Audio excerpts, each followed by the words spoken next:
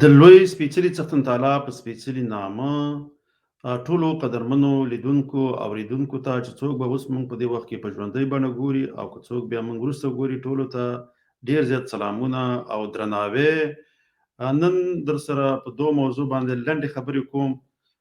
دا چې موږ دوه ورځې پروګرام هم نو کړی نو دا دوه موضوع را سره دي. دا یوه ویډیو ماته لکه پخوا ځینې ملګرو را لېږلې وه، خو بیا زه لکه دوه ورځې موږ نه وو نو هغه ویډیو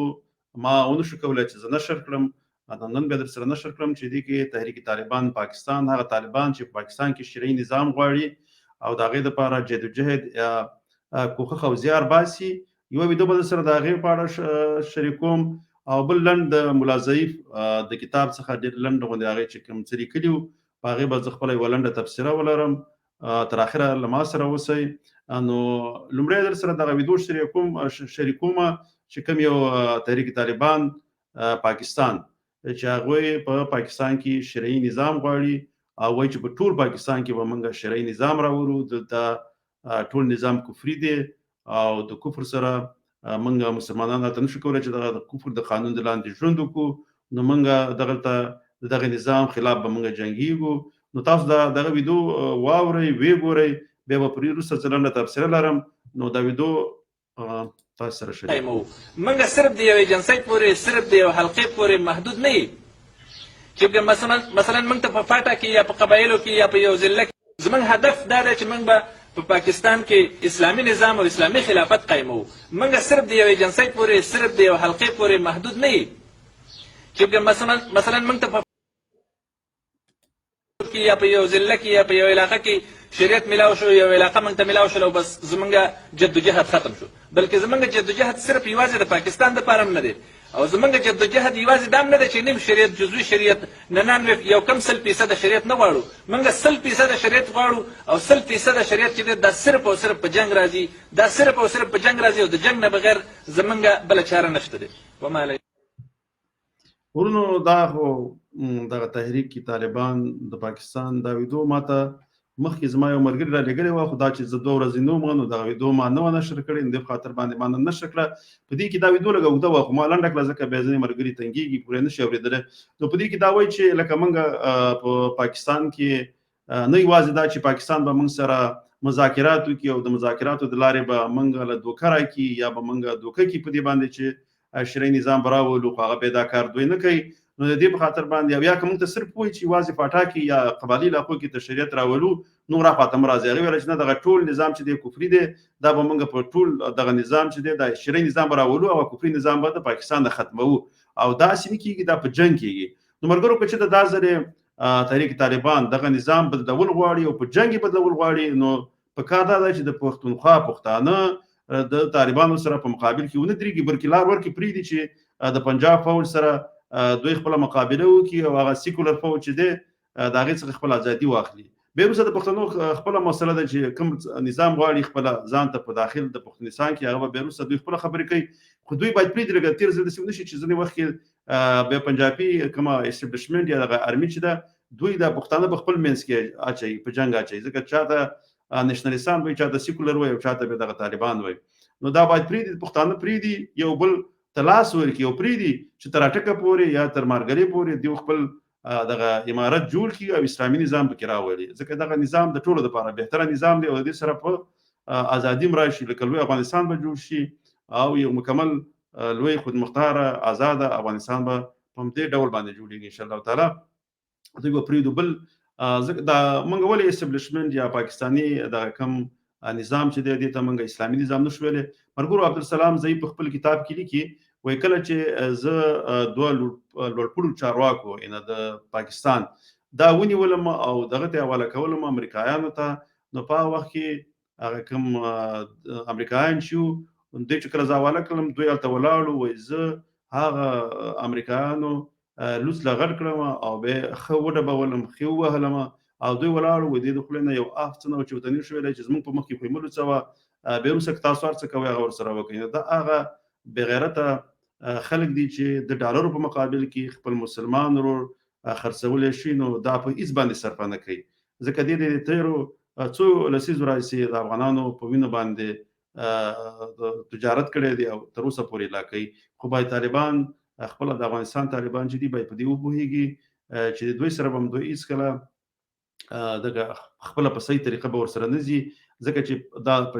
پاکستاني اسټابلیشمنت چې دی دا همیشه دوکې کوي دا ګوري چې تر څو پورې یو ګټه یي خو هغه ته پورې به سپورټ کوي چې پیښې چې دی کې نور ګټه نشته طالبانو کې نو کې به د خرڅولو وخت راغی یا بل شی راغی هغه ورسره به په مافخواني طریقه باندې به ورسره ځي ځکه دوی دا کار تل کړی دی ما سره سټوډیو کې نن اساس هم شزن ډېری خبرې نه کوم وشو زه یو لنډ یو شعر ویم به دا په باره کې به څه خبرې وکم نو بیا اساس ته وخت ورکوم هغه پاس سټوډیو ته تار ما سره شته او به سټوډیو ته راشي د علم باره کې د مرګرو دا د علم باره کې یو شعر دی وایي علم راځي په ژوند کې دغه هم راواخلو راځي په ژوند کې دغه هم راواخلو چې د ټوپک پر ځای قلم راواخلو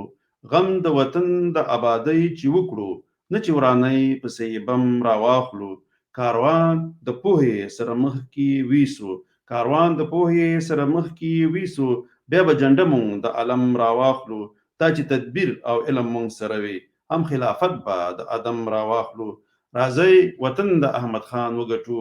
راځي وطن د احمد خان وګټو چې اتفاق سره قدم راواخلو مونږ به ویاړ د ازادۍ وګټو بورا که علم او قلم راواخلو ورونو اوس خو دنیا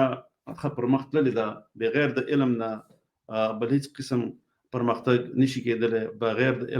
علم نه خپلواکي نه راځي بغیر د علم نه په هغه وګړو کې یا کوم هیواد کې چې اوسېږي په هغه کې شعور نه بیداره کېږي بیا همیشه دغه بهرني هیوادونه چې هر قسم غواړي سیاسي لوبي ورسره شي کولی چې هر قسم غواړي په خپل منځي جګړې متشر راوستلې نو دې په خاطر باندې د یو باشعوره وګړو د هیواد لپاره پکار دی چې هلته تر ټول ولس باید تعلیم یافته او خاص کر لوړو زده کړو پورې ټول تعلیم وکړي نو د دې سره باید موږ ټول په خپل نوي نسل باندې کوشش وکړو چې هغې ته د تعلیم زمینه برابره کړو او په همدغه رقم باندې کولی شو موږ خپل هیواد ته پرمختګ ورکړو نو زه بر اساس یې راواخلم هغه به تاسو سره خبرې وکړي اساس یې په خیر راغلی په خیر اوسئ زماني صاحب تاسو ته او درنو لیدونکو ته چې څوک موږ همدا لحظه لایف ګوري یا په ژوندۍ بڼه هم ګوري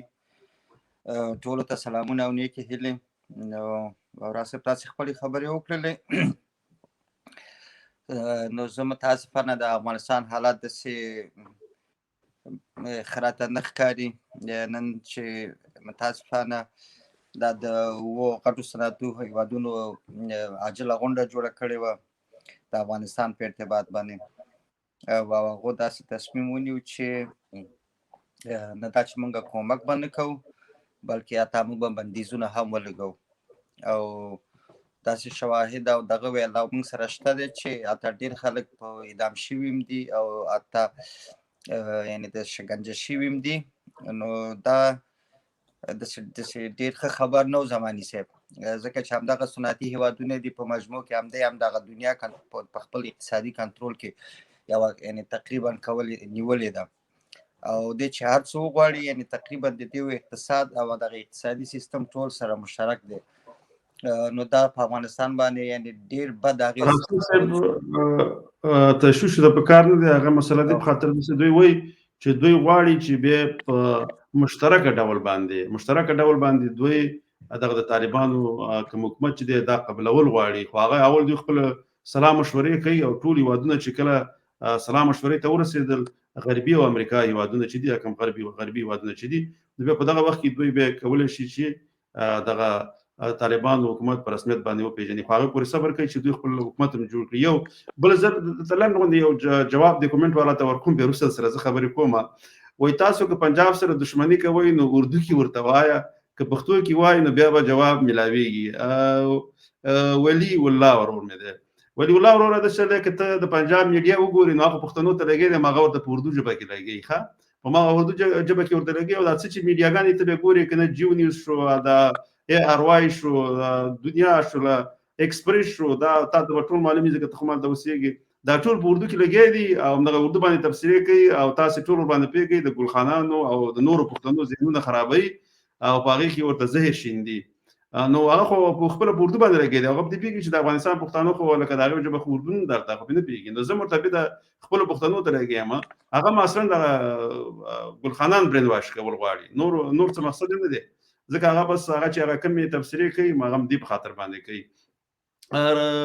اساس څه دا یو بل کومنټ هم دی دا ګران سیب را لګره دا به ویو به وروسته دغه وکړو دې کې بالکل په دې خپل شعر کې خاصه پیغام شتون لري د هیواد د آبادی او پرمختګ عمده اصل علم او پوهه ده نړیمن ګران سیب راساس تاسو خپل تفسیر ته دوام ورکړئ نو او زه هغه خپل خبره تر اعظم زماني سیب دا هدف دلته د دې نه دا دی چې صحیح ده د دې خو ټول همیشه د اقتصادي پروګرامونو او د سیاسي پروګرامونو سره تړلي دي دې کې شک نشته دی ولې چې وغواړي هماغسې کوي ګنې دا دومره نه مو کیدای شي دا طبیعي خبره ده کیدای شي شاته چې ولې دا خبره زه دې په خاطر کوم چې افغانان باید همیشه ویښ او بیداره واوسي د دې په خاطر چې د همسایه‌ګانو د ښکار نشي د سیاست ښکاري نشي د اقتصاد ښکاري نشي نو زه هغه ستاسې مخکنۍ خبر سره بالکل توافق یم چې باید موږ همیشه په دې باندې باید ډېر دغه ولرو چې زمونږ اولادونه زمونږ لورګانې زمونږ یو ډېر دروند مېلمه دی الله دې وکړي چې اوس هم که زمونږ پروګرام کې شامل وي هیواد دوست صاحب دی یوسف هیواد دوست صاحب ډېر یو فرهنګي شخصیت دی راډیو هم لري او ډېر زیات مخکې یوه مجله هم چلوله د پښتو ژبې دپاره ډېر زیات کار کړی هغې سلام راستولی د سلامونه زماني صاحب ستړي مه شئ یوسف هیواد دوست صاحب دی یوه ورځ به د خیر سره دا خپل پروګرام کې مېلمه کوو بلنه به ورته ورکوو چې راشي موږ سره په دغه پروګرام کې برخه واخلي تاسې خپل پروګرام ته دوام ورکړئ ځکه چې دا مال چې بیا لاړ نه شي ځکه هیواد دوست صاحب خو زموږ ډېر معزز شخصیت دی په موږ ډېر ګران دی نو زه تاسو خپل خبر ته راساسې دوام همیشه زماني صاحب په افغانستان کې کله چې د حکومتونه راغلي دي کله چې دغه سیاستمدارانو یا کمې دغې چې کړي دي کم هدف یې ځان رسولی دی په مجموع کې یعنی هغه شخصي دغو ته ډېر زیات توجه شوی دی ولې خوشبختانه اوس په افغانستان کې د نوی نسل تعلیم تربیې د تحصیل سره د ټکنالوژۍ سره د نننۍ دنیا عصر سره بالکل آشنا دی او دې تر ډېره حده پورې ډېر زیات دغه یعنی یو درک او هغه د ښه او د بدو توفیر شي کولی ولې بدبختانه چې زموږ همسایهګان او په خصوصا پاکستان پنجاب زه یادوم او ایسای هغې چې کمې پروژې غواړي په افغانستان کې ځکه چې افغانستان چې یو ضعیف ملک دی چې 40 کاله پکې جنګ دی هر څوک غواړي چې په اسانه شکل د افغانستان نه استفاده شي کولی زموږ همسایهګان نو هغو ته هم دغه چانس و او دا د دې خبرې موږ هدف همیشه زماني صاحب دا دی چې موږ پښتانه باید رایښ شو موږ باید د علم د فرهنګ زمونږ یعنی دغه ټول باید داسې یو حالت راشي چې زمونږ یعنی یو پښتون باید بې سواده موږ ونه لرو تاسو تفسیر هم کوئ زه به پکې یو کمنټ هم لولم ته به بیا دوام ورکړې صحیح ده اوس بالکل تاسو کمنټ هم ولولئ بیا به زه نورې خبرې هم وکړم خو داسې منځ کې بیا پروګرام ښکلی کېږي پاکستان کې اسلامي نظام راتلل ضروري دي ځکه چې موږ نه غواړو چې دوی په اور کې وسوځي د دوی مقصد دا دی چې دوزخ په اور کې وسوځي ځکه د اسلامي نظام ډېر ضروري دی وسوځي په اور کې وسوځي د دوی د اور نه د بچ کېدو لاره همدا ده چې طالبان پکې اسلامي نظام راولي ژوندي دي وي تحریک طالبان پاکستان لکه دا یو ورور کومنټ کړی او زما یو بل دغه د ورور کومنټ لیکمه سلامونه زماني صاحب څنګه یې ژوندی مو ژوند مو ښه دی ټویټر یوز کوي نه معین الله اورکزی وروره ټویټر خو دومره نه استعمالوم بلکې نه هېڅ کوم یې نشته په دغه باندې نو هغې کې زه نه یم خو بس تاسو سره به انشاءالله تعالی د سکایپ د لارې یا د کوم بلې لارې به اړیکه ونیسم وراسا صاحب تاسو دوام ورکړئ او نو زماني صاحب د طالبان چې دي که تحریک طالبان د پاکستان دی او که د افغانستان طالبان دي دوی په یو ټغر راغټ شوي دي او د دوی هدف و مرام یو دی یعنی په دیو کې داسې کوم دغه نشته دی ځکه هغه چې طالبانو چې په افغانستان کې چې اوس دغه ته ورسېدل یعنی خپل هدف ته ورسېدل نو اوس وار د هغه ځای د تحریک طالبانو دی چې هغه هم باید دغه ته ورسېږي خپل هدف ته ورسېږي ځکه مخکې دا ستاسې چې دغه ویډیو نشر کړله دغه بیخي دقیقه ده چې دی نه غواړي چې مثلا په دغه باندې وشي یعنې دا هر څه باید د زور د لارې راشي که چې د شرعي نظام راځي نو دا باید د زور د لارې راشي او دغه د انګریز قانون باید د دغه ملک نه باید لرې کړي ځکه چې هلته خو ټول مسلمانان دي طالبان دي ټول هغه خلک اوسېږي چې هغه ټول دغه ته دی ول هغې غولېږي ځکه چې هغه ول هغه خپل آیین هغه خپل قانون ته که وګورې وروره دا دغه قانون چې ته په پاکستان کې لرې دا د مسلمان قانون دی دا د کوم ځای نه راغلی دی حتی ستاسې په پاکستان کې هغه ژبه هم په غیر د دې نه چې قانون هم د انګریزي دی او انګریزانو ورباندې خپله ژبه هم حاکمه کړې ده دغه هغه خپله ژبه ورباندې یعنې مستقیما د داسې د غلامۍ دغه ثبوت ورته ورکوي چې دغه ژبه مې هم در باندې حاکمه ده قانون هم زما د دغه چتر لاندې ژوند کې هر څه چې کوي زما د دغه لاندې به کوي نو دا بس دا به د طالبانو به انشاءالله دغه خپل ملک به ازادوي او د پنجاب نه به ازادوي او دلته به یو شرعي او اسلامي حکومت راځي انشاءالله نو تاسو که کوم کمنټ لولئ او که نورې څه خبرې تاسو هم لرئ نو راسه مهرباني وکړئ او یو کمنټ دا بل هم دی دا ابراهیم زموږ ورور دی همیشه موږ سره دي لیکلي دي که په رښتیا طالبان استعدادونو ته اړتیا وي یا که په رښتیا دوی په هیواد معین وي نو تر اوسه به مو یو متخصص افغان په دنده ګمارلی وی انشاءالله تعالی ابراهیم وروره دا کار به کوي ځکه خاص کر د افغانستان ځینې چینلونو تلویزیون چینلونو ته چې دوی کوم ملګري راځي ډېر ښه فصاحت د ژبې لري او ډېر ښه تشریحات ورکوي انشاءالله تعالی په راتلونکي کې به ډېر ښه کسان په دندو وګماري نو امید لرو چې دا کار دوی وکړي ځکه که د افغانستان د پرمختګ لپاره